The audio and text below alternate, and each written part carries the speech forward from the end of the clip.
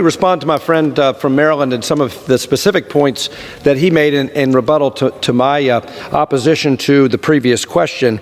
The gentleman says that we don't want to talk about the underlying bills.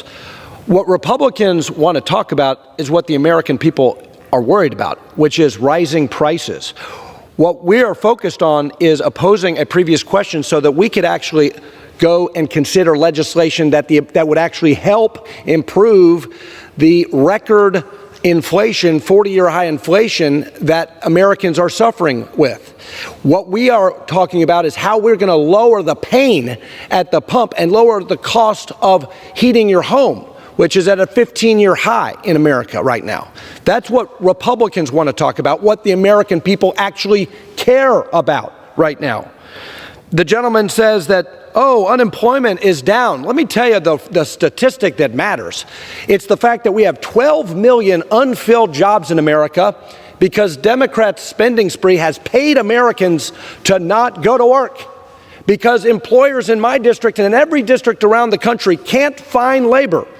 The supply-demand mismatch that has produced this inflation crisis is the result of fiscal policy errors. It's the result of a war on American energy constraining the supply of energy. It's because of excessive spending that has discouraged people to return to the labor force. So we have excess demand from overspending, and we have constrained labor supply and constrained energy supply, which is impounded into everything and results in higher retail prices. The gentleman says that, oh, don't look here, don't look at us, don't look at the Biden administration's war on energy and labor supply. No, it's not that. It's not the Fed that continued to keep interest rates too low for too long and flooded our money supply at a time when all of these fiscal policy errors were going on. No, it's not that. It's global inflation. Well, why is it then in March of 2021, at the precise time that this Congress passed the American Recovery Plan, $2 trillion of unpaid for spending, why is it then that U.S. inflation rates became untethered from global price increases? That's what happened in synchronicity with their legislation. And Mr. Speaker, he finally blames Vladimir Putin. Gas prices on the day Vladimir Putin invaded Ukraine were the highest in 40 years. Inflation was over 8% on the CPI, the highest in 40 years, the highest since 1981 on the day Vladimir Putin invaded Ukraine. This is not about Vladimir Putin. It is about Americans not producing energy anymore. And why do we want this particular legislation, the legislation to block the SEC's climate disclosure rule?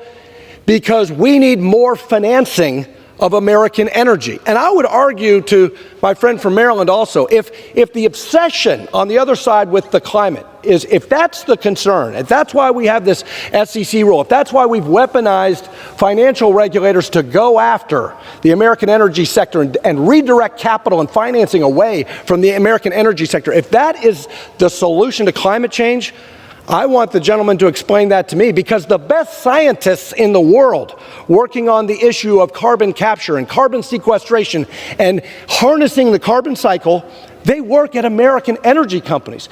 The answer to climate change is not to centralize power in Washington and add 1,000 pages to the Federal Register. That will not change the weather. What will solve climate change is to solve that problem the American way. And the American way is through innovation, technology, and science. And that means robust free enterprise. That means more, not less, capital formation.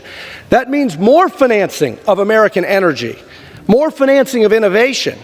That's the Republican solution to climate. And it's also the Republican solution to our energy crisis and our inflation crisis. That's what we're focused on, not these bills that the American people don't care about. We are focused on lowering prices at the grocery store and at the pump and financing American competitiveness, American innovation, and American know-how. That's what we want to do. And with that, I will yield back to the gentleman from Pennsylvania.